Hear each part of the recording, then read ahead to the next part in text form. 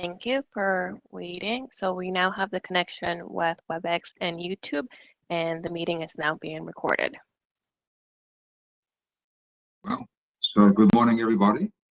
Today is November the 5th, 2021, and our meeting for the DNA Subcommittee is being held virtually via video conferencing. Therefore, we'll start our business, starting with the roll call. So at this time, I'll ask each member to state their name and reply present as we take attendance to establish the quorum. So I'm Dr. Weir and I am present. Dr. Beaver. Frederick Beaver, present. Thank you. Dr. Eastman. Dr. Eastman.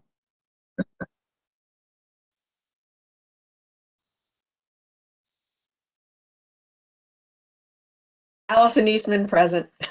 Thank you. Dr. Kidd. Ken Kidd, present.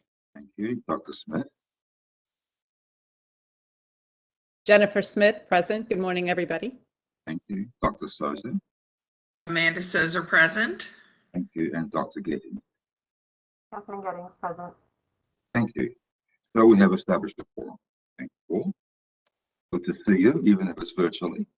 So you've all received the draft agenda for today's meeting. Any discussion regarding the agenda? Okay, hearing none, do I have a motion to approve the agenda for this meeting? Motion from somebody, please.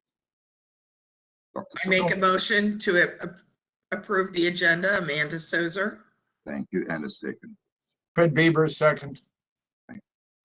And so let's vote on the motion to approve the agenda. My vote is aye. Dr. Beaver. Aye. Fred Beaver. Thank you. Dr. Eastman. Allison Eastman, aye. Thank you. Dr. Kidd. Ken Kidd, aye. Thank you, Dr. Smith. Jennifer Smith, aye. And Dr. Souza. Amanda Souza, aye. And Dr. Gettings. Catherine Gettings, aye. Thank you. The motion carries unanimously. So you've all received a vote to the draft minutes. I've looked at them. It's been fine. Any discussion regarding the minutes from last week? Very well, thank you. Do I have a motion to accept the minutes of the August 6th, 2021 meeting?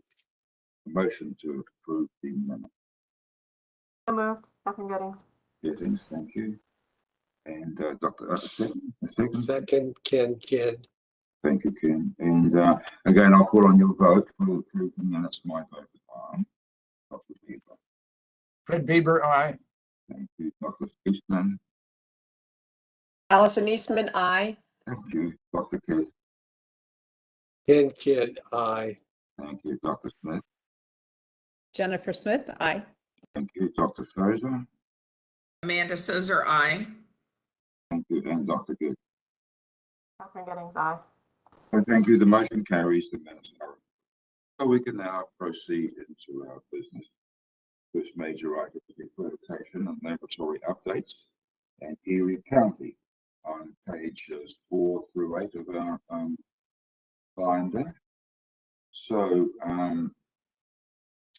Dr. Dooley, can you just walk us through this, what we should be looking for particularly? We have, sure.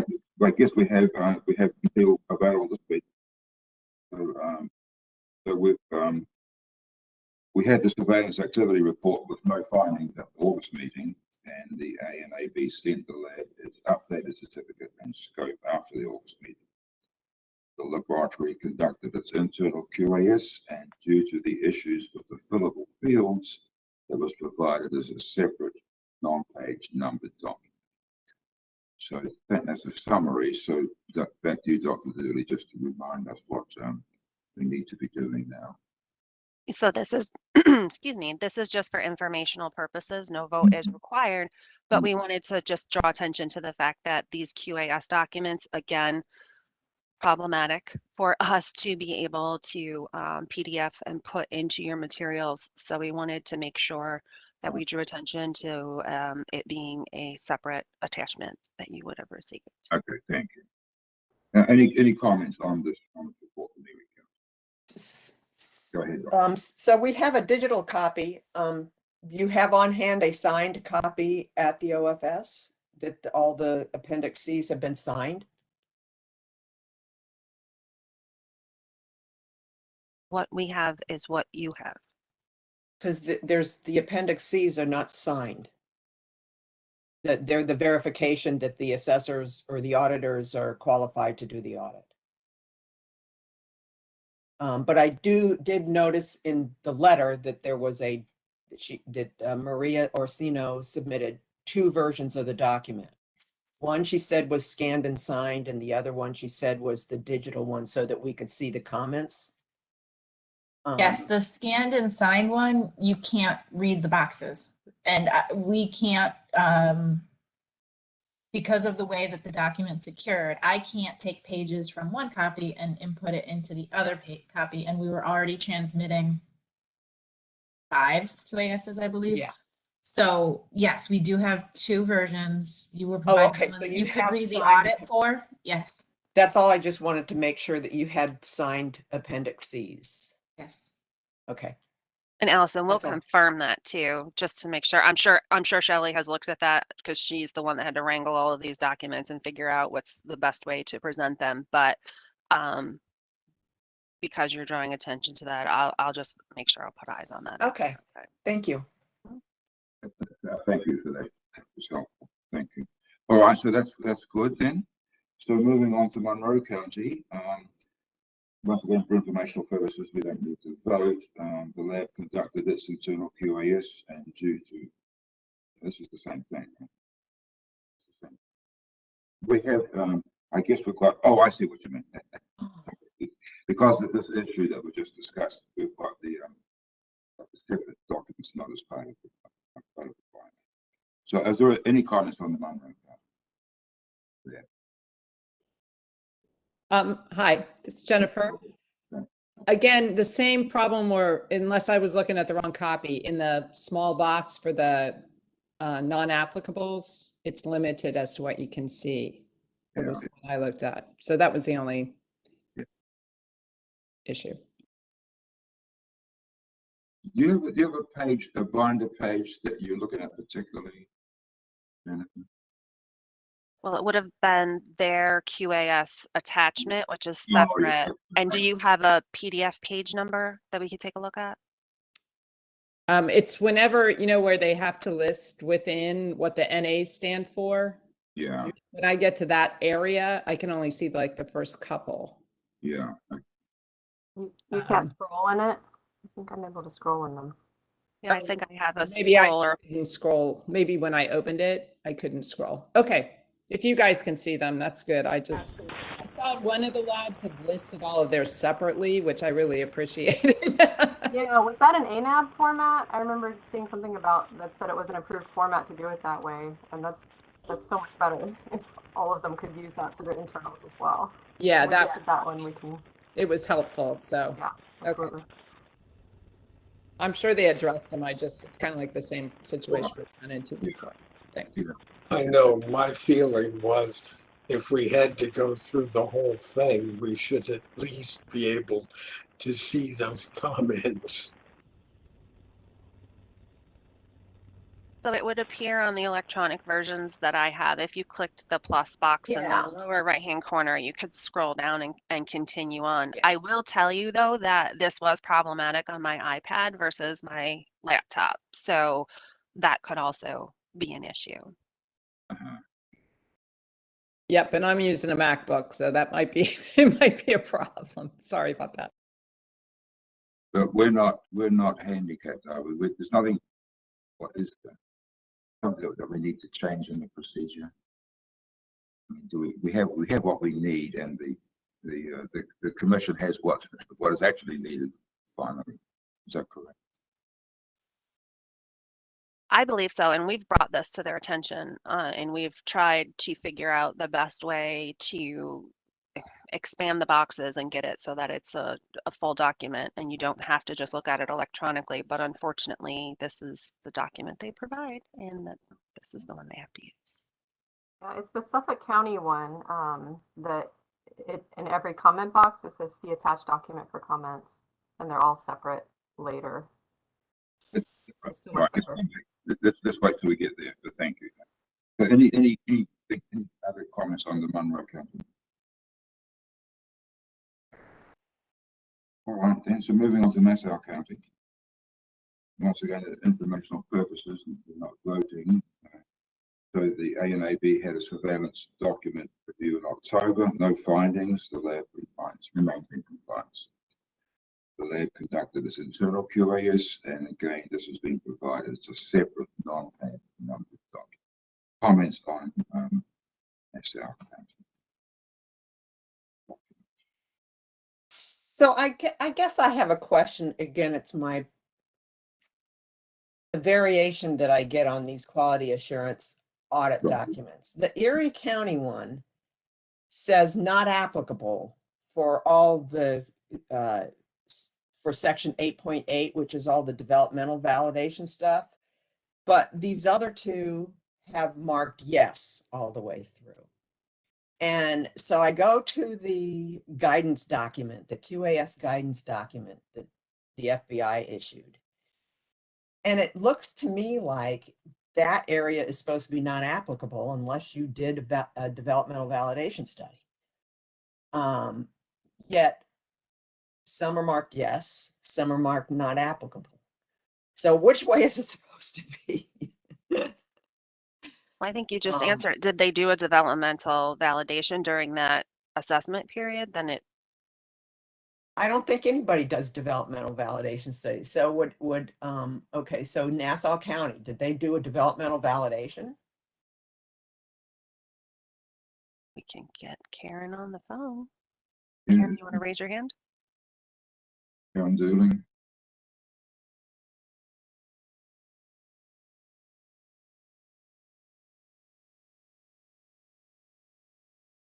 I don't see her raising her hand. Do we think she's... There she There's is. a hand. There we go. Thank you.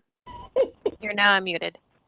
Dr. Eastman, would you like to pose your question? Sorry, I forgot how to unraise my hand.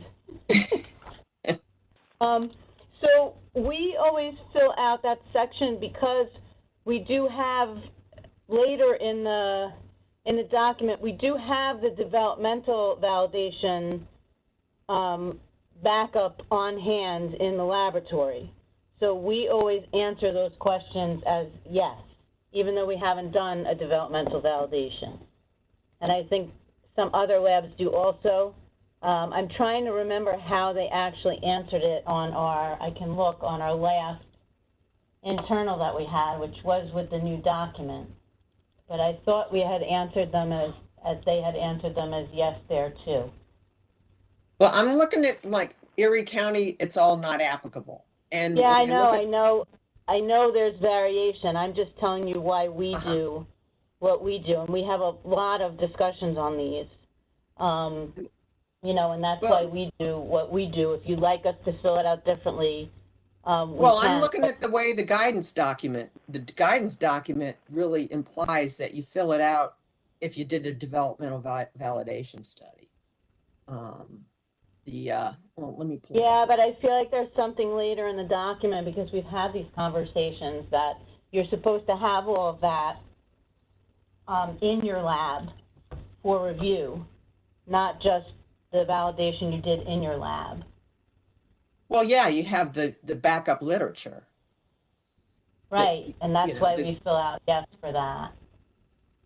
I'm just trying to look at the last external we had to see how because I usually compare them. But at any rate, I would imagine that there's another lab that does it similarly to that we do, because yes, obviously none of us are doing developmental validations. So it seems like if you've got 4 of them, we're split on how to fill it out. So if you want to give us guidance and you guys as a group feel like that's how we should fill it out, we can fill it out that way. I have no issue with that. Well, ultimately, it needs to be filled out the way that the FBI intended it. I would agree with you, Allison. I don't know. Maybe we can send a request to the quality assurance desk and they've been pretty responsive. It takes a little while to get a response. I can send a thing and ask them for clarification on it. But I that just would be find it great to have. confusing because sometimes it's yes, sometimes it's not applicable. And I'd just like to know what they want. What the correct way. I know sometimes what they say is a little confusing. So on our external, they did fill it out, NA, but it's also interesting because a year later, just recently, on this external FBI QAS that we had, the FBI recently contacted us. This is a year after we've had this, that they didn't agree with how some of the auditors filled out the validation portion. So, you know, I think there's a lag right now with the new document and how these things should be filled out. So if you can get clarification, that would be wonderful. Okay, yeah, I think I need to get clarification on it. So Yeah, that'd be thank terrific. you. Thank you. No, thank you, Julie. Bill, so maybe you should ask the FBI what they would like to be done. Dr. Eastman, of course, was welcome to, but maybe you could do it for the committee as well. Okay. No, thanks for that. Thank you. It does seem to be, at least I just have a question about that. How will we handle that though if external auditors choose to check the box and they're externally auditing the laboratories? It's one thing for us to give advice to the New York labs on internal audits and how they should fill it out. But if it's an external audit filled out by another organization, I mean, we can provide guidance to them as to how we think the Bureau wants it done, but I'm just saying that there still might be some inconsistencies there. So, I mean, I think we can talk to the internal process. I think that's all we can do. Yeah, that's all we can do. I just wanted to make sure that there still may be, because if you actually read what the questions ask, some of them are a little bit confusing. You know, do you have them available versus, of course, you're always going to historically have your developmental validations available. So I just wanted to, unless the Bureau can force the accrediting bodies to do it consistently, we still may see these inconsistencies. All right. They're supposed to have training. There's training on how to do the audit documents. I don't know when the last time is they conducted training, but yeah, I think the problem is the accrediting groups hire people from all over the country. So you're only as good as the last auditor who went through the last training that the Bureau gave out on. You know what I'm saying? So, I mean, there's a little bit of activity involved in the individual person who's out there doing the assessment at that time. So maybe we should stick to what we can influence. So we'll get some guidance from the FBI about what the state lab should be doing. At least we'll be consistent in the reports we get them. Now go ahead, Dr. Souza. Amanda, are you just gone silent, gone blank? Okay. Good. I'm good. Okay. Did you want to say something? No, I'm good. I'm good, Bruce. Thanks. All right, so that's fine. So that's Suffolk County. And now the New York State Police Crime Lab. We have a letter regarding compliance with databank section, and a letter from the FBI regarding the FBI compliance with casework. So we've got people available to speak. The FBI has reviewed the external QAS audits of the databank and casework sections conducted in October 2020. Both sections have been found to be in compliance. The subcommittee reviewed the QAS document at February of this year, February 2021. So any comments on the New York State lab? no. All right, no. Thank you. No, yes. Okay, very good. Onondaga County, got a surveillance report received on September 28th, 2021. The lab had a surveillance document review in September and with no findings. Any comments on that? Yeah, I mean, if they could go through the issue with their DNA extracts, perhaps just what's going on with that? You would like to speak to Renee Ho or Kathleen Ho, is that right? Yes, please. Okay. Can you help us bring that, Elizabeth, bring those people on? One of them, at least. While we're waiting, could you tell me what page we're on now? I lost track. I was actually, 28? Allison, are you talking about Suffolk or are you talking about? Am I in the wrong one? This is Renee is the Onondaga Lab Director, so I don't. Oh, I'm sorry, I skipped one. Yeah, this is Onondaga. So Okay, sorry. So now, all right. This is so confusing because they're like separate and.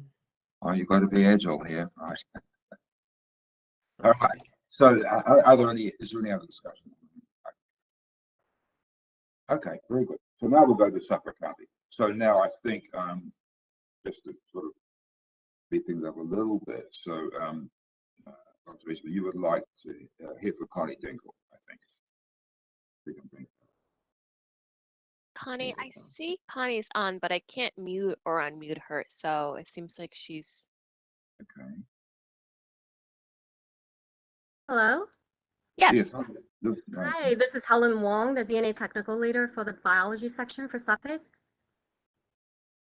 Thanks. Hi, Helen, this is Allison Eastman. I had a question. If you could just take us through the issue with your DNA extracts. Sure. So the finding was they claimed that we did not completely address the chain of custody for tracking the DNA extracts. Back before 2019, our DNA extracts was considered a work product, so we didn't have to track it for chain of custody.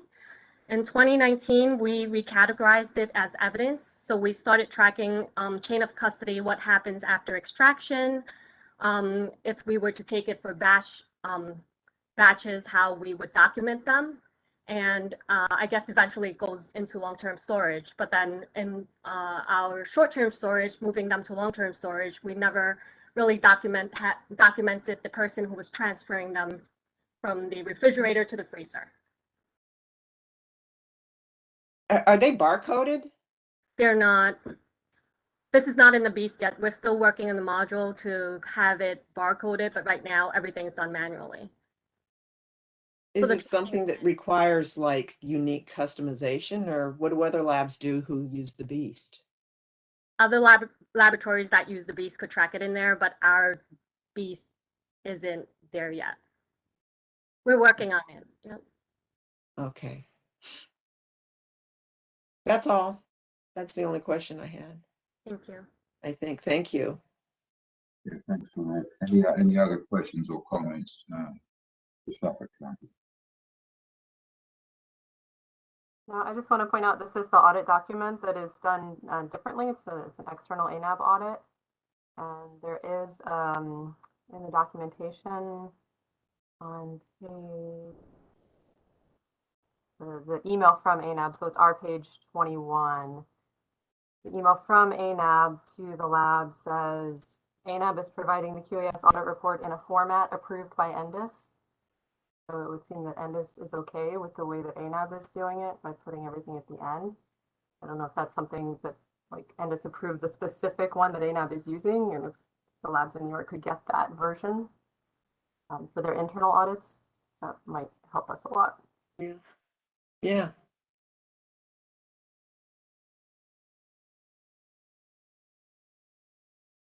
Could you just say that again? I'm looking at this email. So, what was your conclusion? What would you have liked to have seen differently? So the email on page 21. This is fine. What happened for Suffolk County is great. It's a different format of the QAS document than what the labs have for their internal audits. Yeah. So the format that they've used puts all the comments at the end of the document, and they're saying ENDIS has approved that format. So if the labs in New York could actually get that blank document for their own internal audits, Okay. I think that would fix our problem here. Okay. So, what are you suggesting that we ask the lab to do? Perhaps, yeah, could we ask, I don't know, ANAB or I don't know if it's coming, if it came from Endus or if it came from ANAB, but whoever created this document, if Yes, right. labs Yeah. in New York could get access to this document, Okay. blank one, you know, that would be. But how do we actually do that? Dr. Dooley? Just So I'm not sure if the labs were aware that a different version had existed or not, or if they were just allowed to say, see attached document for comments and then just put them at the end and it's the same format. We'll have to check on that. And that's something that I can communicate with the lab directors. okay. That sounds ideal. Yeah. Okay. Thanks, Dr. Good. Any other comments? Suffolk County. Okay. Moving on to Westchester County. The lab had its internal QAS, and due to issues with fillable fields and so forth, we've got the separate page number document. So, any comments on what we have from Westchester County?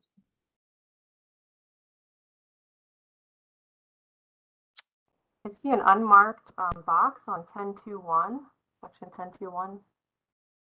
Allison saw that too. It looks like something that should have been checked.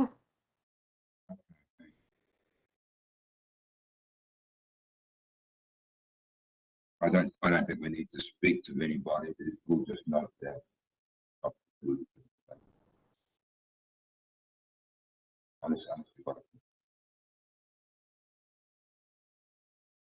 You think this is the failure to just pick the box rather than adding in this? Yeah, Allison, do you agree that that should be checked, or did you see it? Make sure I'm not. Somebody has raised their hand. Okay, thank you. Hello? So, Dr. Giddings, why don't you pose this question? Yeah, so I'm just looking at the QAS on section 10.2.1. There's a yes/no fields, and it's not checked. So we're just seeing if that was on purpose or if that should be checked.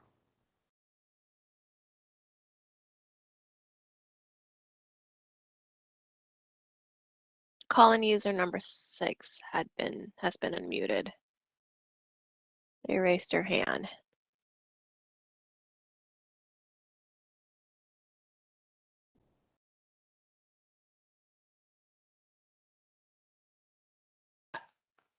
There's another one raised as well. I'm not sure if someone forgot to unraise their hand previously. I believe so. Oh. I guess there's no one to speak. We don't have Lydia or Jen on the phone. They said that they would be This is Elaine Schwartz. Can you hear me? Oh, yes. Elaine, yes, we can hear you. Hi, sorry about that.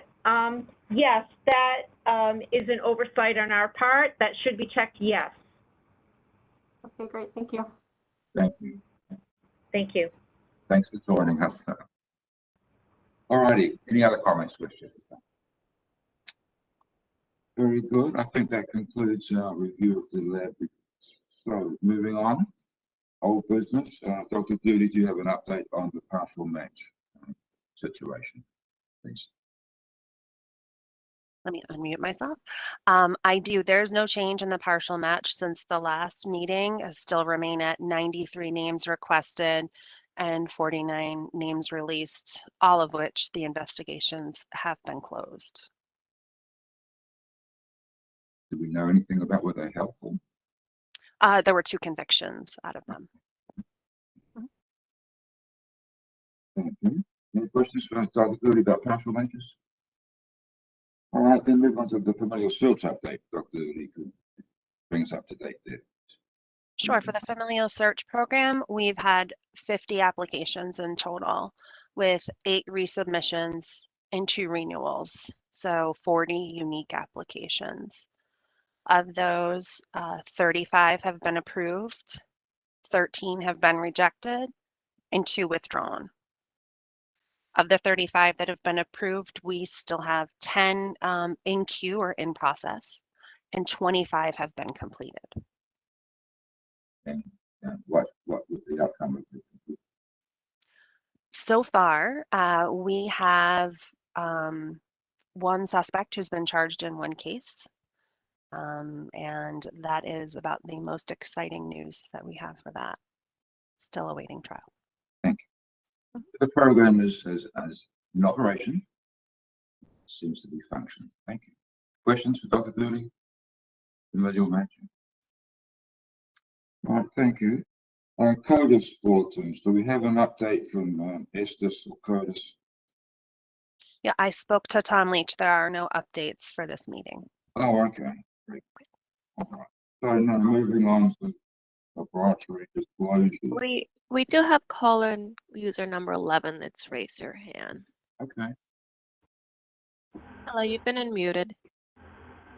Good morning. This is Tom Leach up at the DNA Data Bank, New York State Police DNA Data Bank. Can you hear me okay? Yeah, good morning, Tom. Thank you. Good morning. If it's okay, I just wanted to provide an update. I know there's been some discussion in regards to the QAS document and as far as the comments box. And the last time that I had to speak to the QAS documents, the DNA subcommittee members had asked if, you know, we were having some difficulties as well as far as locking down the document so it was uneditable. And the reason we couldn't do that is because we needed to maintain that scrolling box for people to view and for obviously for the DNA subcommittee members and the commission to review. I had indicated that at that meeting that I would reach out to the QAS office or the FBI office to see and just let them know of the difficulties that we've been having with the QAS document, and they have noted that, and there's other labs that are having that same issue, and they're looking to try and revise that in future revisions. But one of the things that they did indicate, which I heard in discussions today as well, is that there's a couple options that can be used when completing that QAS document in regards to the comments boxes and putting in comments that are related to NAs, because some of those can get lengthy, is to go ahead, that we could go ahead and use a separate Word document that is attached, at the end of that QAS document. That was one option. And then they provided me with another option that was, they call it a fill and sign feature that you can actually lock down the document. So I just wanted to pass that along as you guys were discussing that this morning.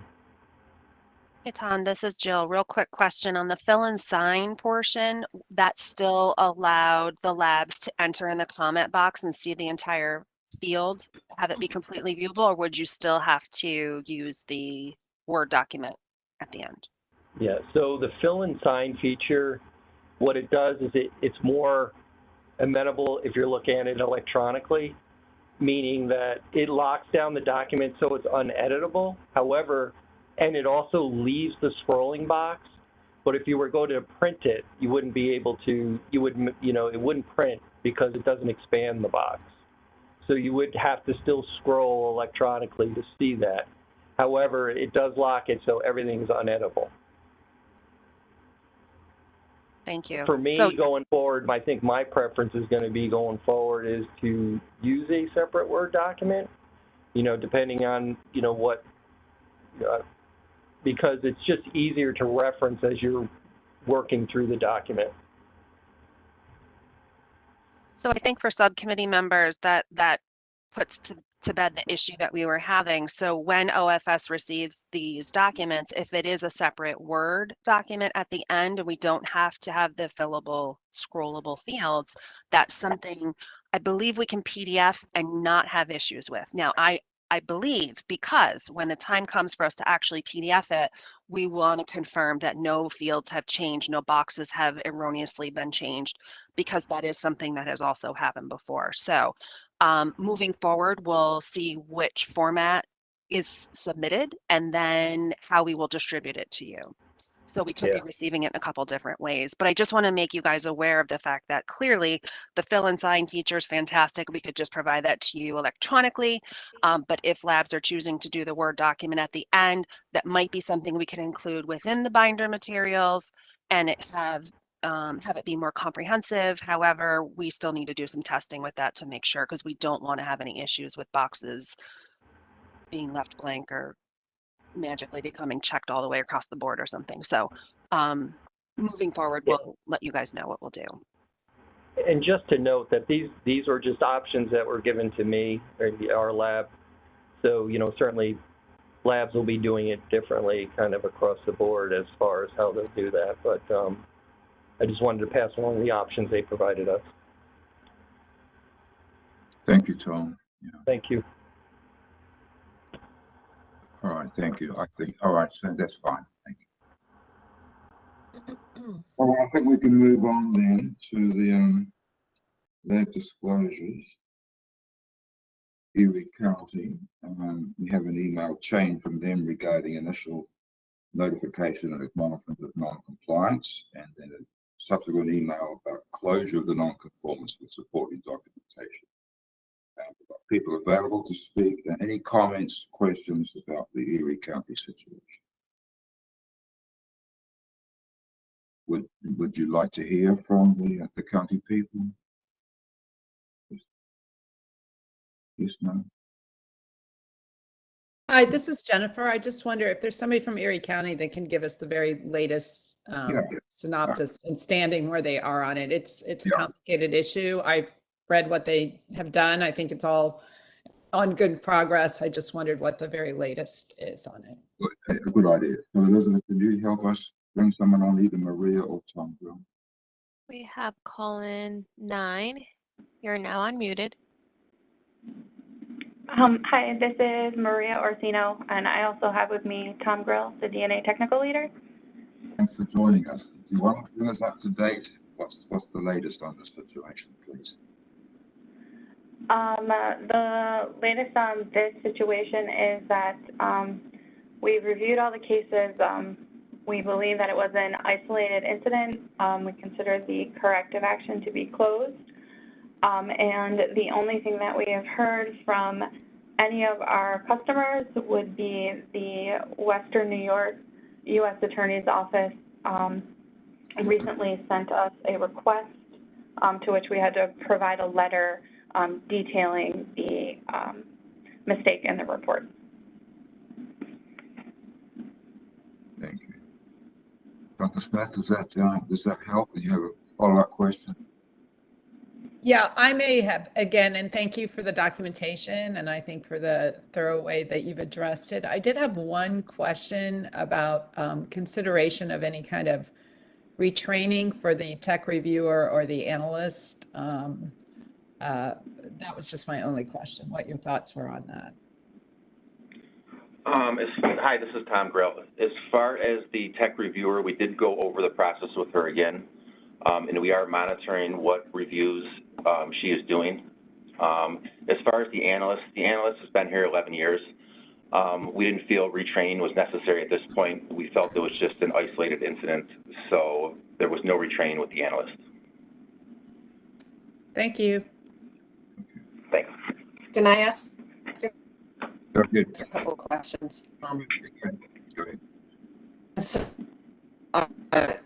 comments on there being a lot of distractions or rushing tasks. I mean, how do you address that, or how did you address that?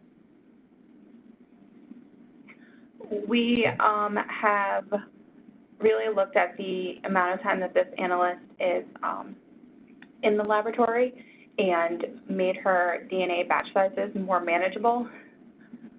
She definitely is not given as many cases to account for the time that she does take off outside of the lab.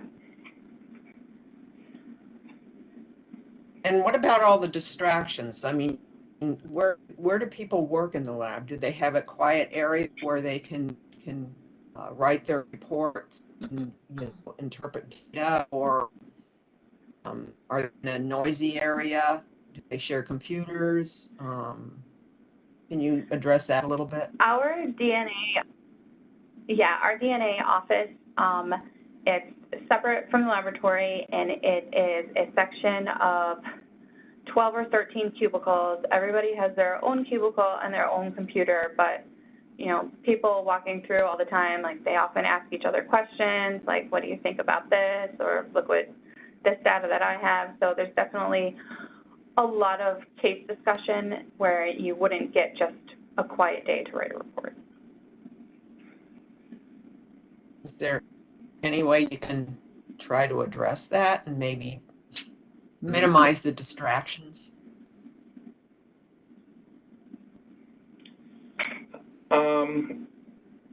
It's difficult to tell analysts not to converse with each other if they have questions about report writing or data analysis. We did tell this particular analyst if she finds these distractions are causing her to make mistakes to let the other analysts know that, you know, come back at another time when I am not writing reports or reviewing reports. Can they be told, address their questions to like one individual or, you know, supervisor or something like that?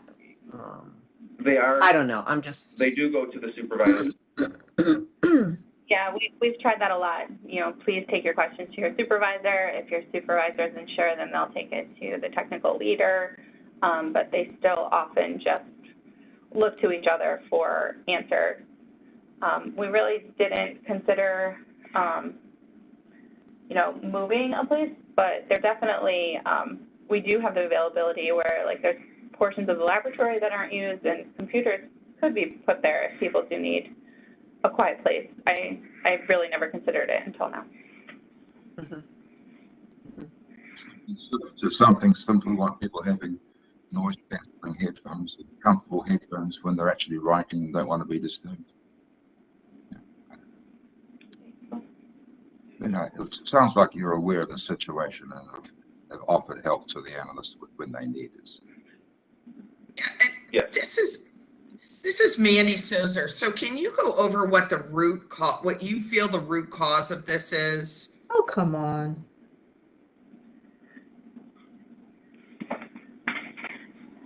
Sure. Let me.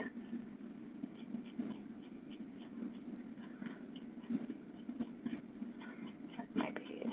While you're pulling that up, I was looking at the root cause analysis worksheet. Okay.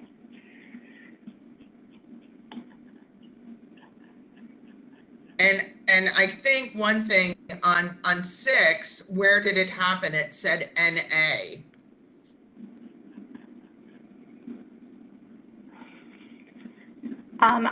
I just believe, I guess that would be, I was thinking that was a physical location. I guess I could have filled in the DNA office. At that point, I was thinking more laboratory steps and not actually being physically at a desk.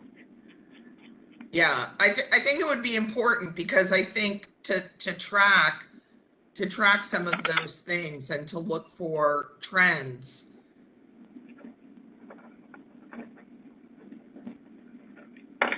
Okay. I believe that, you know, the root cause of this was just, it was a complicated case. I'm not sure.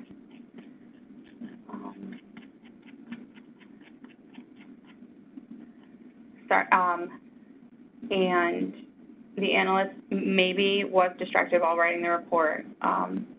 Like the case did have 2 handguns, 1A and 1B, and 1B was requested before 1A. The 2 defendants that she was comparing to the case had the same last name, so they were opposites on every report that she issued. And then the fact that with our StarMix data, it is not rerun if you're reporting the same defendant to an item. So when the reviewer was looking at it, they didn't see anything new at the end, when really you would just go back to the original page. So I think it was just a terrible mistake in a complicated case. This is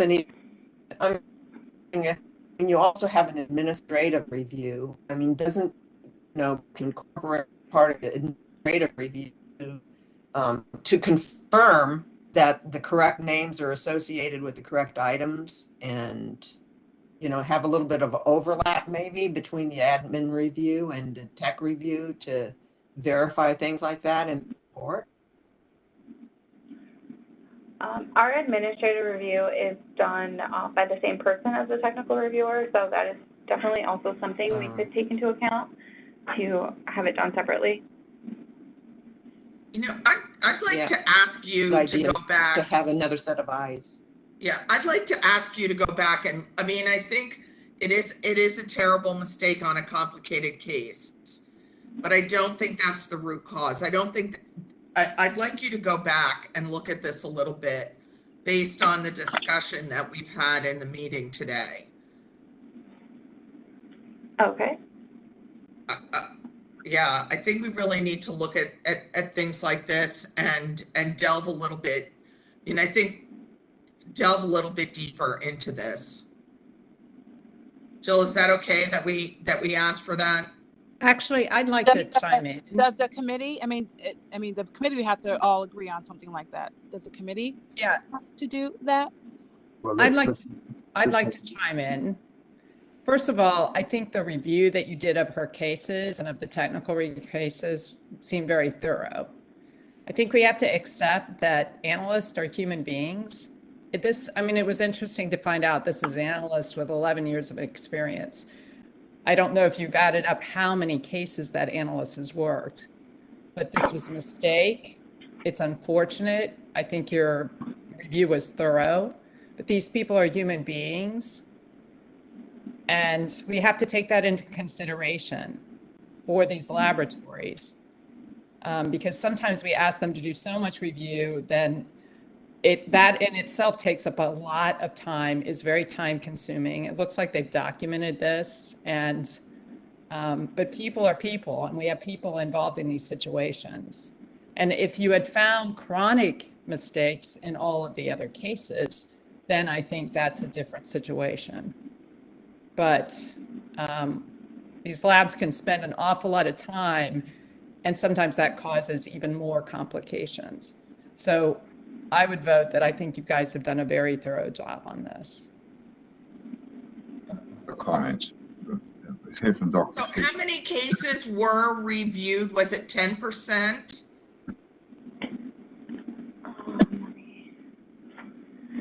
Of the cases that she wrote so far this year, it was 94 cases. The 10% of each year, that added up to 52 cases. So was it 100% or was it 10%? Of the 2021 cases, it was 100%. Okay. To go back to 2018, 2019, and 2020, it was 10%. Yeah, so I would totally agree with Dr. Smith that there are humans involved, and humans are going to make mistakes. And but I do think that if we look at what other procedures, sometimes those procedures, you know, I think Dr. Weir said it appears that this occurred in an area where there's a lot of distractions. Are there some things that could be done with distractions? It's not to blame an individual. If this person has done really well, I'm sure they feel horrible about this. Mm-hmm. And what can be done to correct the environment? What can be done to look at the procedures so that it doesn't happen again? This takes a lot of time. People put a lot of time into this. So I would go back and not say, let's not just say people are human, they're going to be mistakes, but how can we, knowing that people make mistakes, what are some of the other things that we can do to minimize those? Dr. Bieber, go ahead. Yes, I have a question. Could you help us understand the time frame from when the error was discovered and what result did that have for any of the suspects in the case? Was someone kept in custody longer because of this error, because of the delay in discovering it? Could you summarize that point for me, please? Because the defendants are people too, as well as the lab people. Yeah. Yeah. Actually, so our laboratory has a suspect database, and both of the knowns from these defendants were already on file. And so it is our practice to look them up and compare them if it's verified by birth date that they're the same individual. And then oftentimes the DA's office will later get the known and submit it, and we'll reanalyze it just so they can button up their case. And in this particular case, the defendant had already pled guilty before that report was issued. So did it change his plea in any way after the error was occurred? He did attempt to change his plea, but the judge understood the situation. The error was discovered the same day the report was sent out. I see.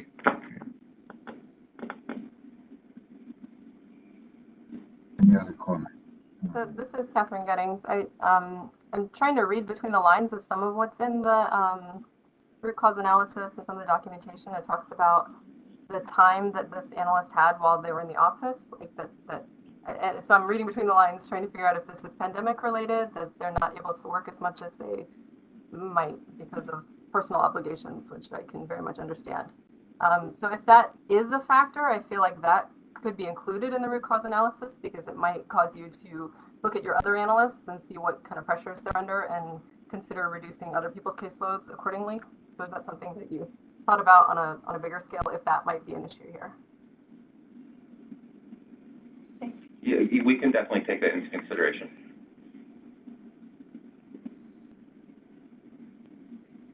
This is Ken Kidd. Can you hear me?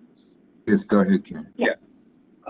In the root cause analysis worksheet, the very end, item 23, the wording in the last box is that the technical reviewer will be assigned cases to review until staff is confident.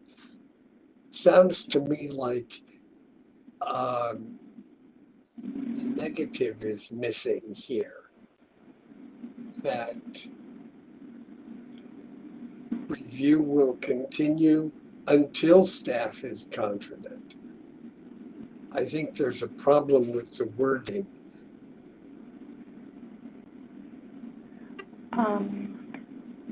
We are going to, I think we're just a little bit leery now. Her confidence in reviewing took a hit. She was very upset that she missed something like this on technical review. She is a newer analyst. She's only been reviewing for about a calendar year.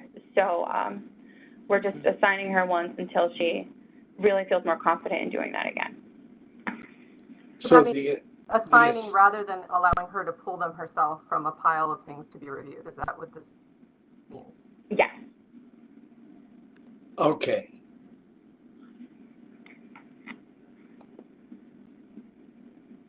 Do you have checklists when you do your reviews? Have your admins separate. One at a time. Sorry. Do you use checklists on your technical reviews? Yes, we do. And is this aspect that was missed part of, is there a line on that for the checklist? Yes.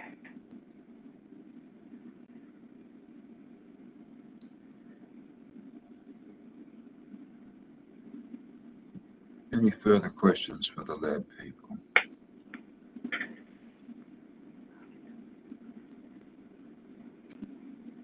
So it's complicated, isn't it? So the lab seems to have taken this very seriously, and there was an error made.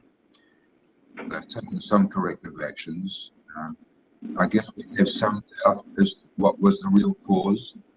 So I'm looking for some guidance here. Does anybody feel they wish to make a motion for some action on it? No. I feel like I think they should look at it. They should look at that root cause and go back. a little bit more to some of the circumstances that were going on and why that was occurring. You spent a lot of time on it. I'd encourage you to spend a little more time. But I don't think we need to have a motion or any official statement to that effect. So, Ms. believe- Orsino and Dr. Sorry, it's Natasha. If you, Are I you- mean, if you want something, I mean, if you want them to go back and do extensive or whatever, you know, work, I think you guys should make it official. Yeah, I agree with Ken. I think they've done a sufficient amount of work. It's pretty thorough. They reviewed a lot of cases. I'm sure they're still keeping an eye on this. The fact that they're helping the technical reviewer. I mean, it sounds like all of the individuals have taken this extremely seriously, as any mistake is taken. There's a lot of documentation of it. The root cause was thorough. I mean, stresses in an individual's life is something that laboratory managers, it's going to be very difficult for them to ultimately control. But it sounds like, I'm sure, and I mean, I'd be interested, I'm sure this was shared with other members of the laboratory and that you have worked with them and coached them to, you know, be cognizant of stress in their life and how it might affect their work. That's the whole down the path of the vicarious trauma associated with doing this work. But to keep, you know, repeating and looking at that is not going to be helpful. It sounds like you got to the bottom of it. There were no other evidence of mistakes or in the work of this. You're keeping an eye on the technical reviewer and the analysts themselves. Seemed pretty thorough to me.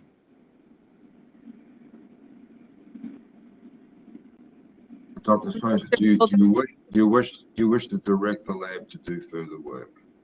Or do you think this? I just think that, and I agree with Dr. Smith that, you know, that this is traumatic. I mean, the lab's reported that it's traumatic, and I don't want it to be targeted on one person, but if they look at those cubicles, if they look at what other things could be done to support the laboratory staff so that they minimize something like the impact of this on the lab. That's my recommendation. I'll defer to the rest of the committee. That seems like something we should actually make formal. I think it's a good idea. It's helpful, but I think it's no good saying that if we don't require it because we have no comeback. So would you be comfortable framing that as a motion? It can be worded as gently as you wish or as directly as you wish.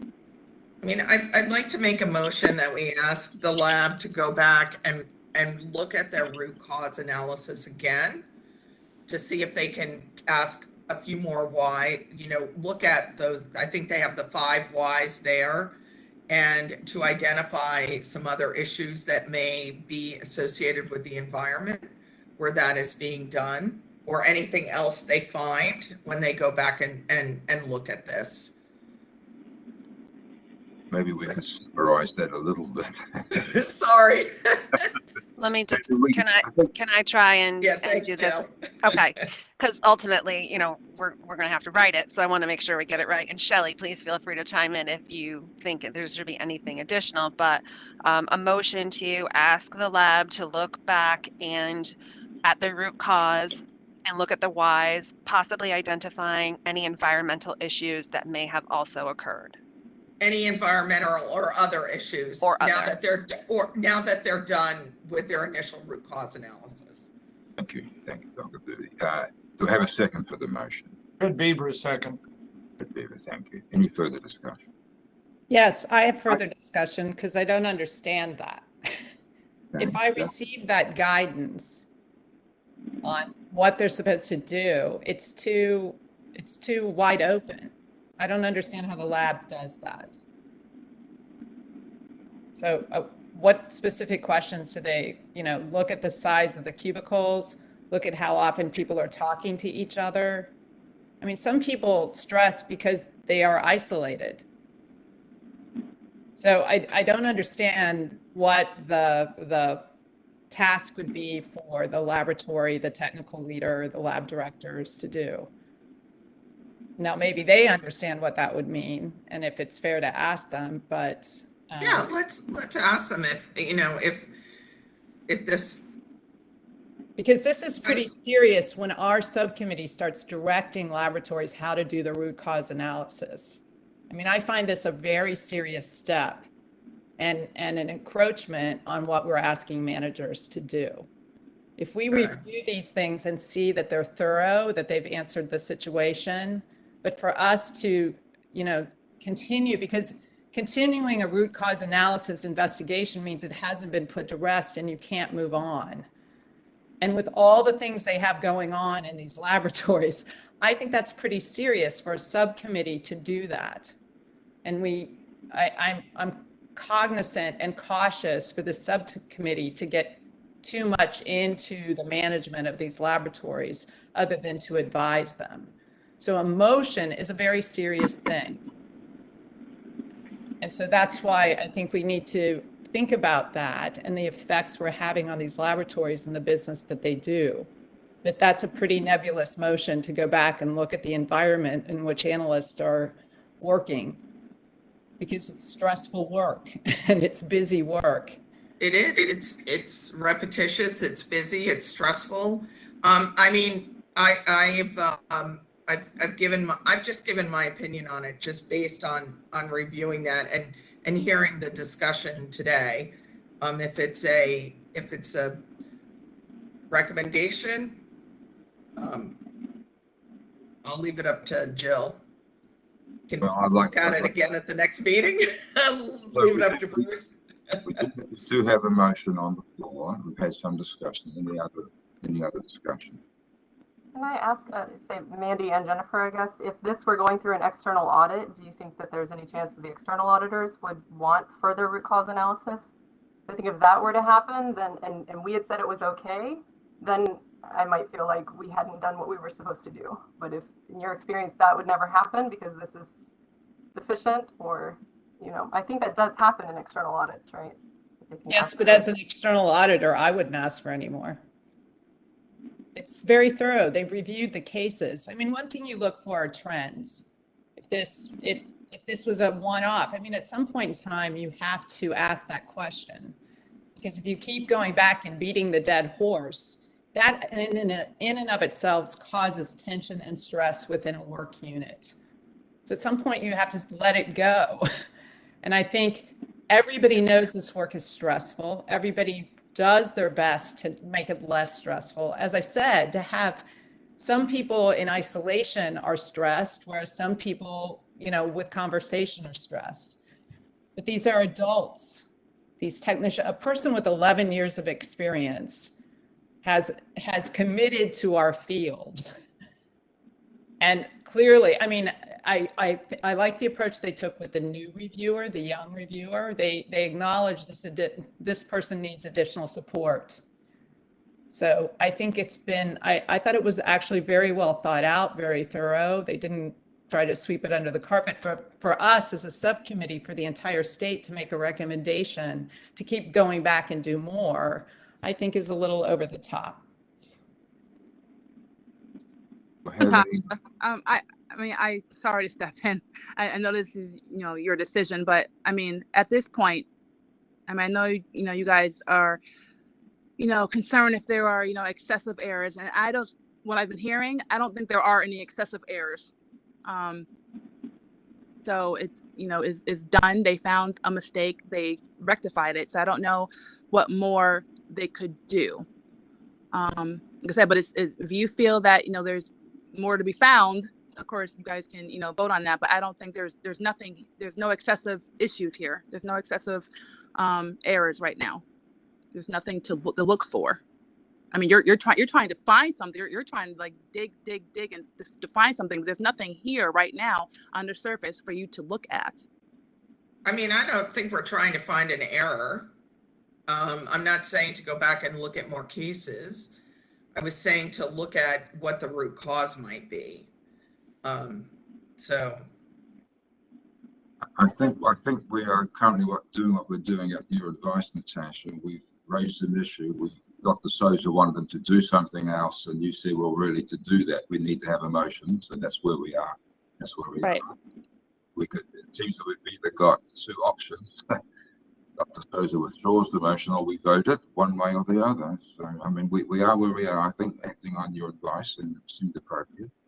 Right. I mean, like I said, either way, I'm just letting you, I mean, if they're, you know, the other members, if you don't feel there's enough here, you don't have to just vote, or you don't have to. I mean, the motion could die. But just to let you know that, you know, there's no excessive errors here. But if you go on with it, yes, I want an official on the record that you made the motion and see where it goes.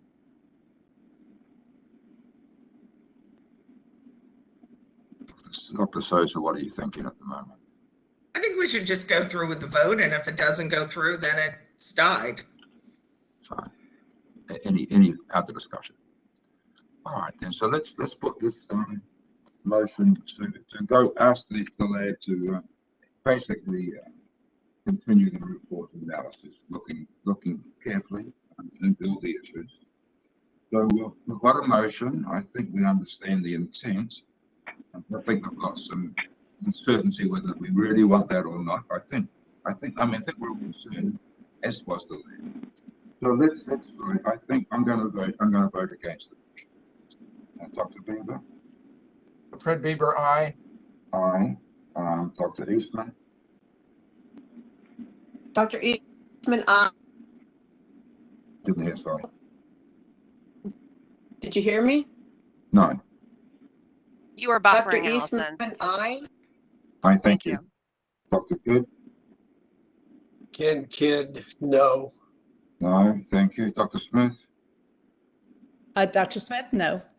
No, thank you. Dr. Souza? Aye. I thank you. And Dr. Gettings? Catherine Gettings, no. No.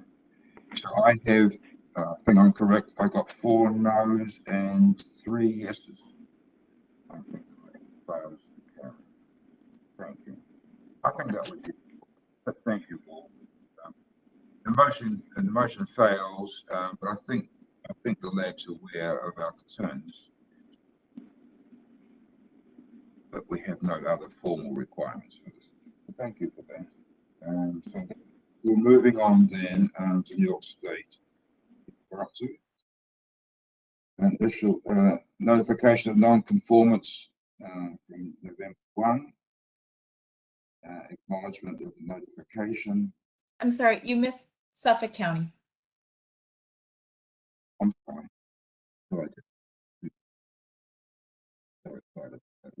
Suffolk County. We have an email saying closure of acknowledgement of non-conformance. So this was a non-conformance involving failure of a technical review process. The subcommittee reviewed the initial notification in May, and we have an update in August.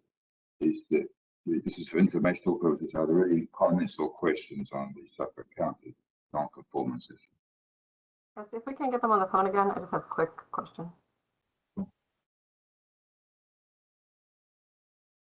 Hi, this is Helen Wall. Hi, Helen, it's Catherine. So it looks like this was raised from a car 2 to a car 1. I'm not sure. Did that happen since we last talked? And if so, can you No, talk about that was back in, already moved back in March. Okay, thanks. And I know we talked, the August meeting about some of the kind of constraints in staffing and all of that that have been going on in your lab. Could you just give us an update of how things are now? Yes, we actually was able to hire 2 DNA analysts. They're in training right now, and we're ready to hire the next one.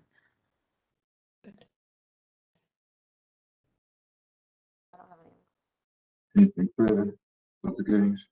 Okay. Dr. Eastman, did you have a question? No. Okay, cool. Okay, thanks very much for joining us, and Connie. So I think that concludes that item. Thank you. So now we'll get back to the New York State Police Crime Lab and an issue involving footnotes to be raised or changed and unintentionally. So we've got the people on the line. So maybe we should get someone just to bring us up to date on this ongoing situation. Please. Is Tom Leach still there, or someone else from the lab? If they could please raise their hand, I'll mute you.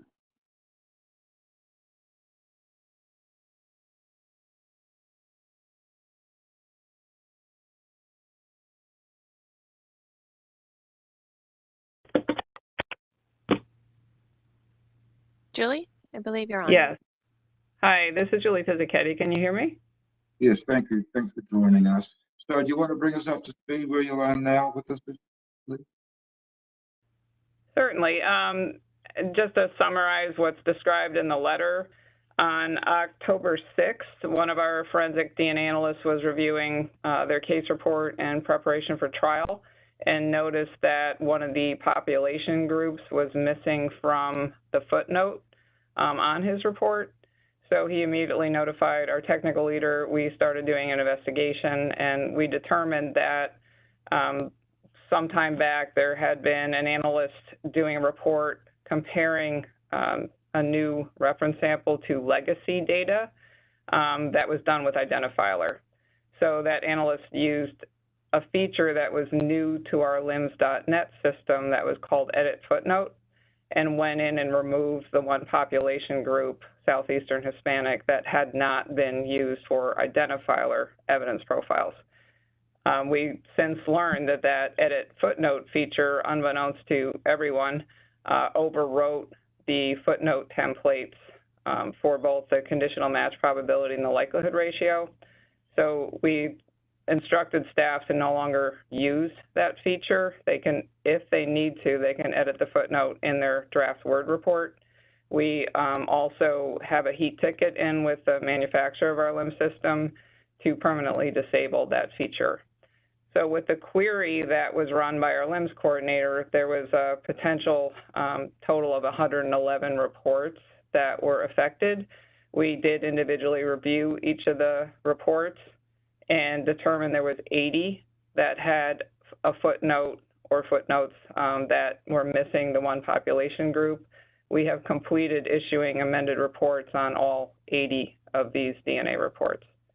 So that's, we just wanted to make that notification. I also want to stress, it's in the notification letter, there was absolutely no impact on the actual interpretation, conclusion, statistical calculations in the original report. It was just an inadvertent omission of one population group from a footnote. Thank you. So you have issued amended reports to all the necessary parties. That's correct. We issued an amended report for all 80 cases in which the original report had the population group missing from the footnote. Right. Has there been any feedback from that? No. Thank you. So any and questions? For those, just to add, for those cases that already had discovery issued, we issued supplemental discovery with that amended report. Thank you. Well, that was an interesting situation. Any questions for Julie? All righty. So thanks for that. That was helpful. So I guess will we hear something more at any stage, or is this? I think you think you've done what you need to have done. I'm sorry, I unlowered my hand. Can you still hear me? Yes. Yeah. Yeah, So, I mean, we have a heat ticket into the manufacturer of our LIMS program. I mean, that's the final stage, is to permanently disable that feature, but we've since instructed analysts not to use it. And we also, with our technical coordinator and our LIMS coordinator, looked at other features that were new to our LIMS.net and confirmed that all of them had been tested. All of them had been tested, and none of them are capable of making these sort of global inadvertent changes. So at this point, I think we identified the cause and contained it, and then corrected all the reports. Thank you. That sounds very good. Any questions for the committee? I just have a question. Is this unique to your laboratory system, or is this something now that would the whole community would benefit if they use this particular LIMS? Is it something like that? Because if it happened in your lab, it could happen elsewhere. I'm just curious kind of if there was then feedback. I mean, clearly the LIMS team's working on it. Does that make sense? The question is, you had your black swan event. We don't want it to happen anywhere else. So is it just something that you think is particular to you guys, or could this happen elsewhere? Because I think this is a fascinating problem. that you just don't anticipate. And then when it happens, I think you did a thorough job of cleaning it up. But these are sometimes things we just don't anticipate. So basically my question is to you. In order to answer that question, I think we would need to reach out to the manufacturer of our LIMS system, because there is customization for each laboratory of, there's a software program, the LIMS program, and it was customized to our lab. So I'm not sure if this manufacturer is aware of other labs that have the .NET, the upgraded software, that also have this edit footnote feature. We can absolutely reach out to them and just ask them if there's other labs that have that edit footnote feature, that they should pretty much warn them that if a change is made using that feature, it could overwrite the template footnotes. But I personally don't know if other labs are using the same exact LIMS.net with that feature in it. That's information we'd have to get from the manufacturer. This is Mandy. I think it would be great for you just to, sometimes when you're in the middle of looking at something, you don't think, you're like just solving that problem. But I think Dr. Smith is right that it would be really good just to reach out to them and encourage them to warn their other clients. Absolutely, that, that has this feature. And I'm sure other labs would be very appreciative of that. Oh, certainly. Yeah, we certainly wouldn't want it to happen anywhere else. But yeah, I can talk to our LIMS coordinators and ask them to even, sit in on a conference call with them, or have them contact our LIMS manufacturer and just request that if they're aware of any other labs that have the .NET with that feature specifically for DNA report generation, that they issue some sort of cautionary warning to those other labs so they don't inadvertently have the same issue. Yeah, that would be great. Yeah, sometimes this is the type of information I know that gets shared sort of on the CODIS, working group, the internet, or, subgroups, because it may not just be happening to you. But I appreciate, as I said, how you've documented it and everything. It's actually a fascinating story. It's unfortunate it happened, but it's an interesting story. So thank you. You're welcome. Any other questions? All right, thank you. Thanks for joining us. And looks like you're doing what you needed to have done. So thank you.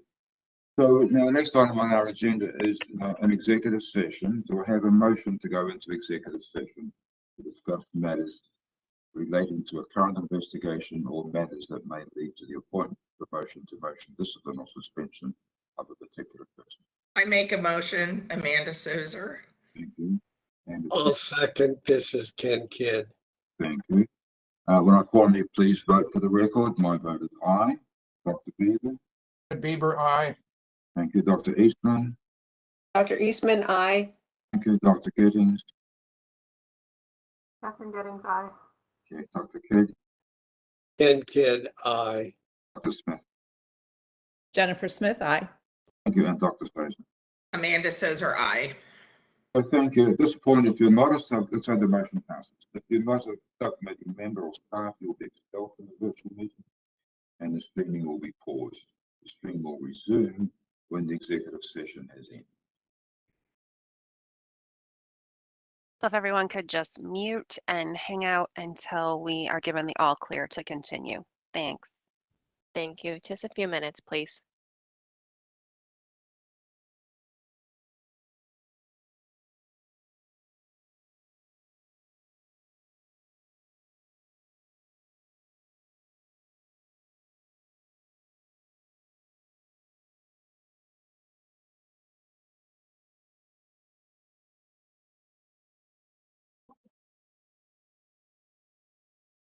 Thank you for waiting. We are now connected back to YouTube, and the meeting is back to being recorded. Thank you. So we're back in open session. At this point, we need to finish the meeting. So the next meeting is scheduled for February 4th, 2022. I guess we don't know yet whether it will be virtual or in person. No, we're all hoping to have life resumed to how it used to be. I think we're still in some uncertain times, so we'll wait advice from those who make the decisions. So at this point, do I have a motion to adjourn the meeting? Please. Amanda Sozer makes a motion to adjourn the meeting. Thank you. And a second. Second, Catherine Giddings. So we'll proceed to the vote. My vote is aye. Dr. Beaver. Fred Bieber, aye. Thank you. Dr. Eastman. Allison Eastman, aye. Thank you. Dr. Giddings. Aye. Aye. Aye. Thank you. Dr. Kidd. Kid, aye. Thank you. Dr. Smith. Jennifer Smith, wishing you all a happy holiday season and a safe one. I vote aye. Thank you. Dr. Sozer. Aye. Amanda Sozer, aye. I thank you. So the motion passes 3-2. And it's been a momentous year, has it not? Maybe it'll be different next year. So we'll see you all in February. Thank you very much. Aye. Thank you, everyone. Aye. Bye-bye. Jenny, are you still there? Yeah. Oh, no, sorry. Yes, Yes, I'm here. everyone. I may I'm going to be go ahead down. and end the WebEx, please. I'm going to be down in DC next week.